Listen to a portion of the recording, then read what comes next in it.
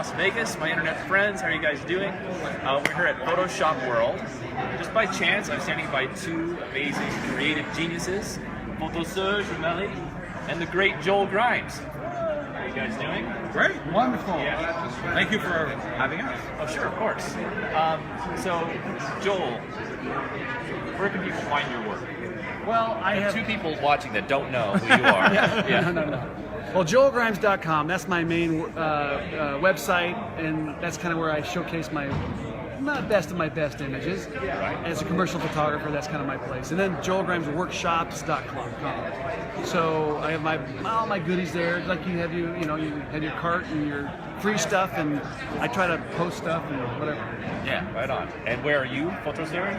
I am at PhotoSerge.com. That's where I've got everything. And I'm a big fan of Joel. I have for many years. Thank you. I've got all these tutorials I've done, tried to copy his style many times.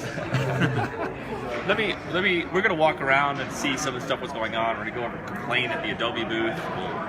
Who's whinging over there. Before we let Joel go, I want to ask about your style, right? So people know you have this style, and it's been going on for many, many, many years.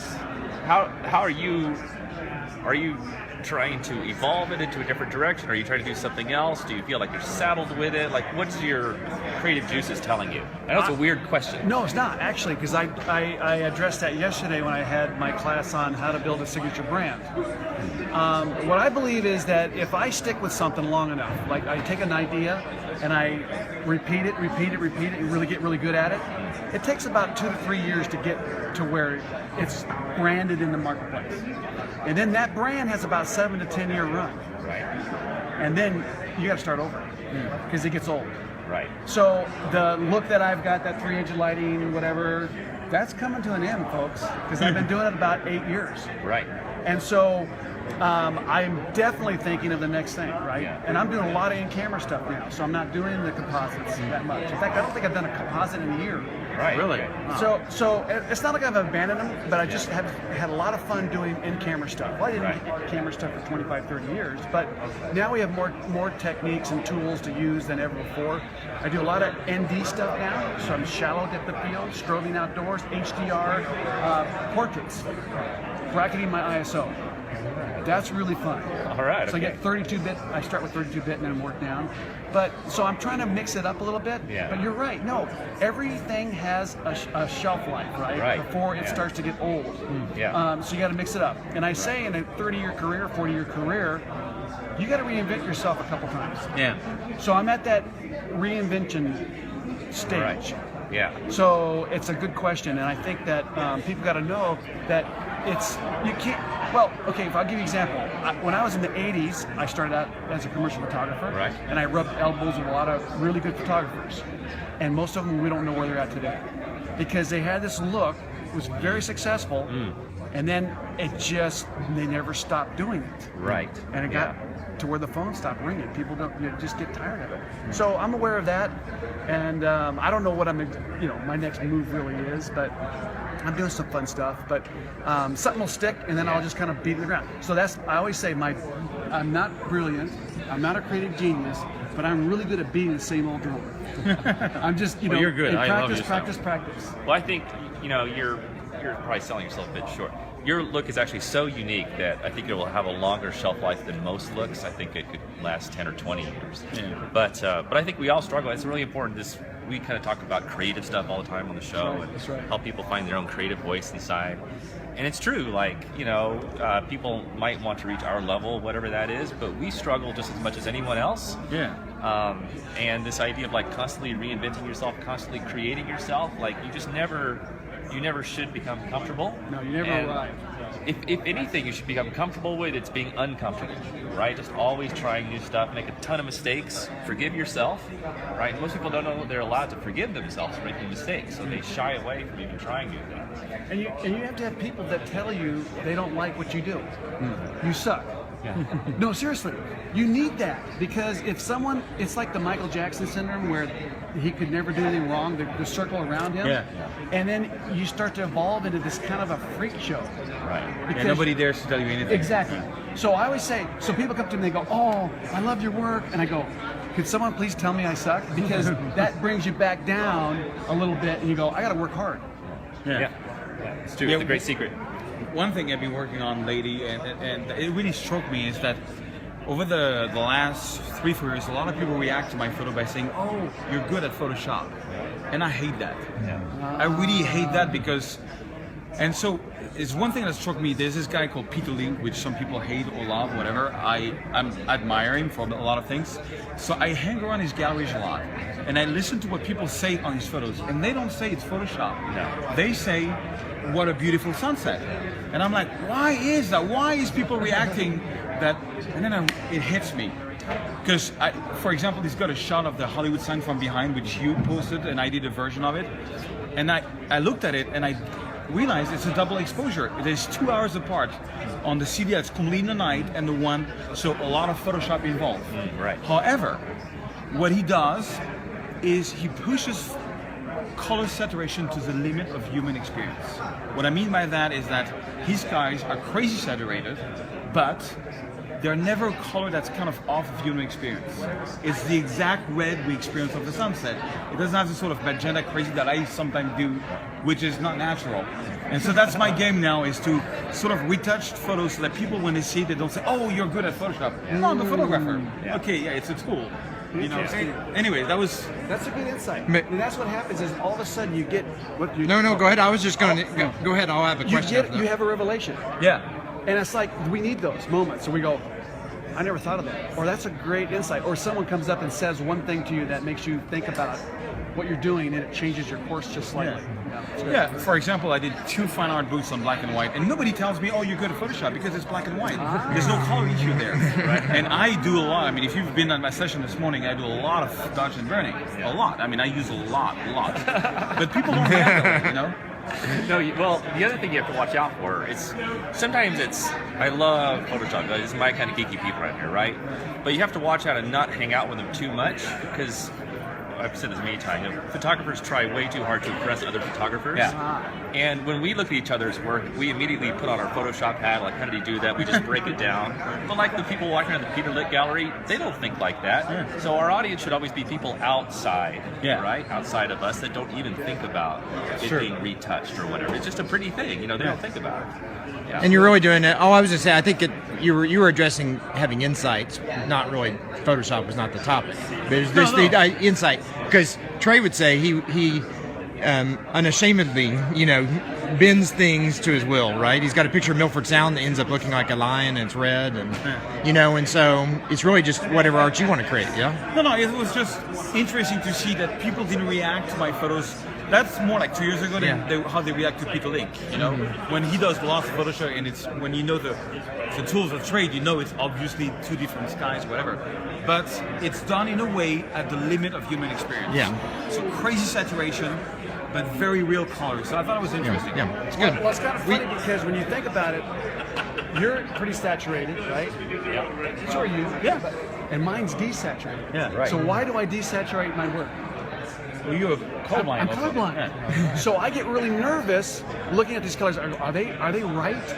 So my safe zone is to desaturate. And then all of a sudden people go, I like that desaturated look. Yeah. And I didn't really do that on purpose. It was my safe zone. I think I could talk to you forever. By the way, these are 2 of the nicest guys in the world. I love nice, sweet, open-hearted, kind photographers. They're the most awesome people in the world. Angela says 3 legends together. Oh, yes. Well, no, at least 2. Yeah. So, I have terrible vision. I only see out of one eye. You're colorblind. My friend Thomas Hawk only sees out of one eye. There's a lot of photographers with eye issues, but I've always called it kind of the gift, and I think yours is particularly the gift because in your photos, your lines are so sharp. I think our brains are just pattern matching devices, right? And I think when you experience the world, you see much stronger than we do line, contrast, and shape. Like those are the first things that make sense in your brain. And I think in our brains, the first things that we see are color, saturation, and luminosity. Especially because I grew up with really bad vision, right? No babies wear glasses. It's ridiculous, right? But probably the first 3 years of my life, I couldn't see anything. I would just see my mom as a pink blob, and I would see a tree as a green blob. So I got to know the world through just like colorful blobs. And you got us to know through sharp lines and definition. And that evolved into your style of photography, mine evolved into mine. That's funny. It's true. You're like the Daredevil of color. So handicaps often become your greatest strength. It's true. Isn't that great? Yeah. All right. It's great. So there's hope for us. Absolutely. It's getting loud over here. It is. He's getting ready to do a presentation in He's the getting Adobe ready to do a booth. presentation. Joel, can I give you one of our new bags? We just put this bag on Kickstarter. Seriously? I'm not going to give you this one. This one has my camera in it. But you'll send. We'll send you one. That's amazing. That's wonderful. It's our new Kickstarter. Give us a little side access right here. Okay, I'm gonna give you my card. Do that. I don't know if I have my address on here, but it's got my. Yeah. It's an amazing bag. I'll show people the inside. Very cool. I've I got love all it. my stuff in there. I love it. I'll hook you up. I love it. Well, Yeah. thank you. You're welcome. I have nothing to give you. It's all right. You gave me your advice, your mind, your heart, your soul. So thank you. That's kind of fun. Isn't it? Let's go on a little tour real quick. Let's go on a little tour. Good to see you, Joel. You too. See you around. All right, guys. Or as he says, Joel. Joel, as we say in France. There you go. Joel Grimes. All right. All right, see you, dude. Okay. All right, so what's going on? Outside of Photoshop world, they have all these booths, you know? It's a little quiet right now because everyone's in class. Usually this place is like a total zoo. So it's a good time to go complain to Adobe. Let's go do that. All right. He's getting ready to start a show here, Are maybe. you about to do a show? Yeah. Like the whole 10 minutes. It's a 10-minute presentation coming up. So Oh, okay. you guys want to check it out? We'll grab Julianne. Cool. Yes. Are you available? You're alive in front of 20,000 people. Awkward. Landscape Let's go over edits here with so they Lightroom don't see CC. that. Let's go way down here. Yes. Come on, team. Okay, as we're walking, No, introduce your yeah. name, rank, and serial number. Right. My name's Julianne Kost, and I work for Adobe Systems. My official title is the Digital Imaging Evangelist. You are. And so you got up there and gave the keynote. I did. And you went through all the features of Lightroom and Photoshop and all the new stuff that's coming out from Adobe. And Yes. Adobe Portfolio, and Spark Page, and Spark Post. So We love Spark. Yeah. We have made a lot of Sparks lately, and it blows people away. It's so easy. Spark is great. In fact, I just wrote this huge article about Burning Man, like how to survive in Burning Man with your camera and your mind and body and soul and all that stuff. And we did the whole thing in Spark. We haven't released it to the public yet, but it looks amazing. I've never been. I would like to go, but Burning Man curious?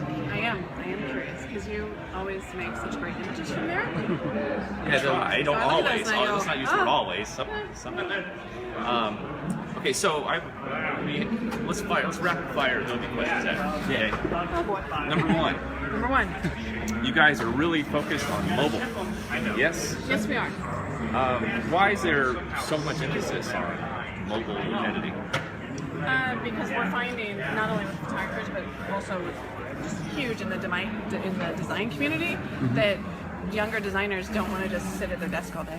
They want to move from one place to another. They want to be able to design anywhere they are, Right. and they want the connectivity to all of their files.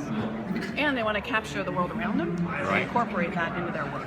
What is your prediction on a timeline? Because I'm always on my MacBook Pro. I always. If I'm going to edit a photo, I want to use like the most robust thing I can. Yeah. Do you think that this is a dying phenomenon, and maybe in 5 years, 3 years, I won't even be using that. I'll just be using an iPad Pro to do everything? I don't Is have that a the trend? timeline. Yeah.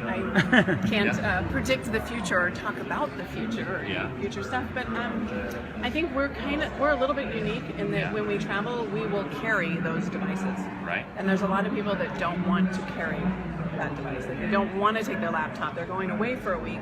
They're going to take their camera equipment. And it's like, really? And my laptop? So that's if they could just take an iPad, they can. they could do what they do today, Right. I think they would rather take the smaller equipment. Right.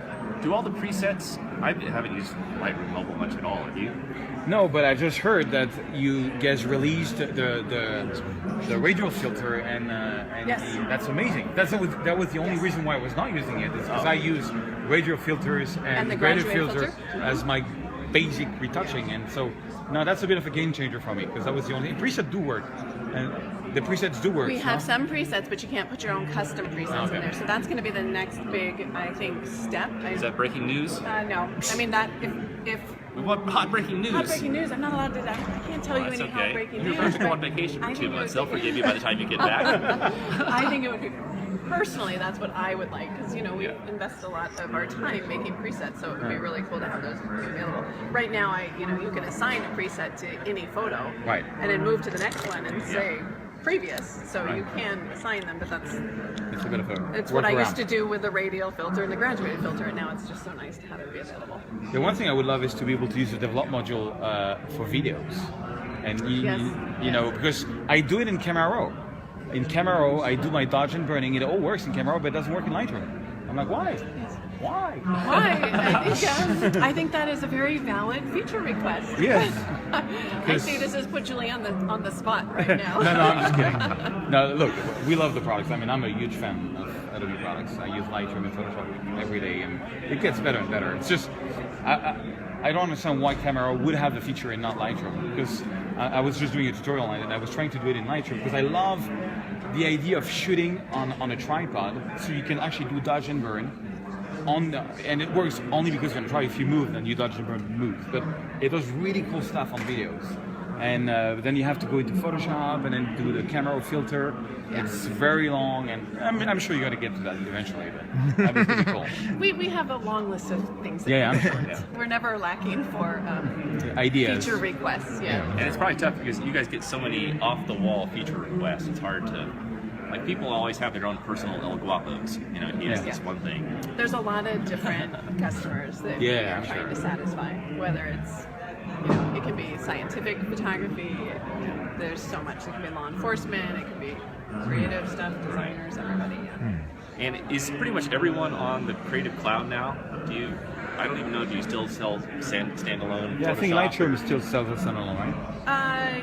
Yes, you can still buy Lightroom 6, but I think that so many people see the advantages, and if they are using mobile devices, it is that connectivity. Right. And then, they want dehaze, they want dehaze Yeah. as a local adjustment. Oh yeah, I mean, We've put I out think so many new features since we put out 6. That, Yeah.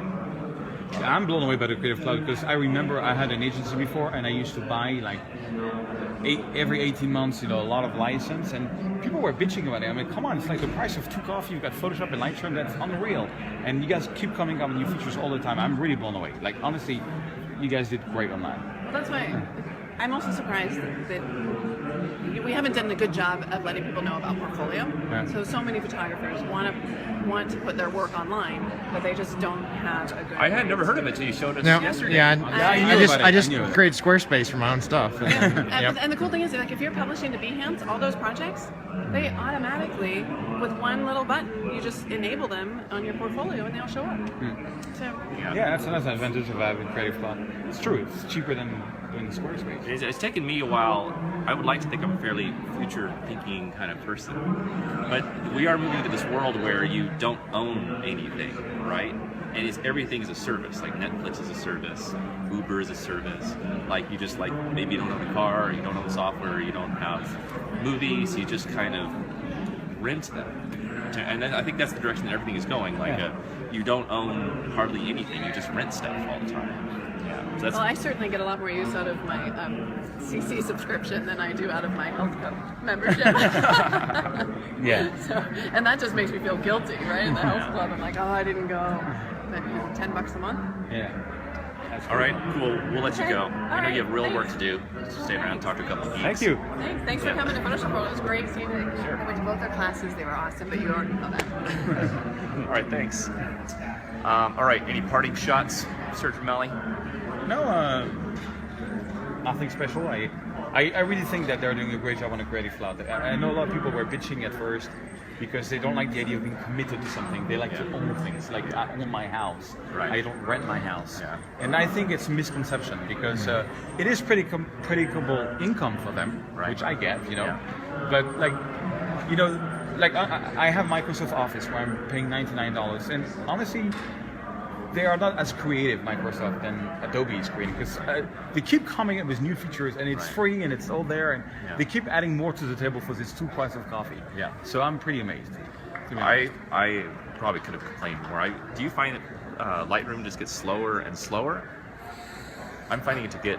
Really? We could walk down here. Yeah, I had a big issue with the slideshow. The latest release, the slideshow module didn't work anymore. Yeah. So that was kind of, but you know, that's bugs that happens when they release stuff. And I got 140. Oh, that was one question I have for you. I have all my photos into one big Lightroom catalog, 140,000 photos, and I know you've got one with 400,000. 400,000. That's crazy. 400,000, and so when you go they're out, not all winners, believe me. no, I know, me too. So when you go out on a trip, Yeah. you create a new catalog and then you import it, which is what I do also. That's right. I clean up my laptop before I go on a trip. I put a new, fresh catalog on there, fill it up on my trip, and then I go back and I merge the two catalogs into one to rule them all. Well, that's cool. And do you use your internal SSD or do you have an external drive? No, I use my internal SSD. Which is what I do, because when I did my book on New York, just a little story, I had an external drive. Right. So usually what I do is that when I shoot, I keep everything in my SD cards plus the external drive. So I have on the road at every time 2 copies of it. But then I erase my cards and my drive died. Oh. And all my work on New York was gone, but luckily I had this service called Backblaze. Right. Everything went up online and Backblaze, yeah. they send me a new hard drive. I almost lost my book. It was crazy. So now I'm like, okay, I'm going to use the internal SSD. It's got less chance of breaking up. Right. And I'm keeping the SD cards the longest possible until I know it's safe up on Backblaze. Smart. And then I erase It's a good stuff. system. That's a good system. All right. Well, thank you guys for watching, my internet friends. I hope you enjoyed that little tour de force here at Photoshop World.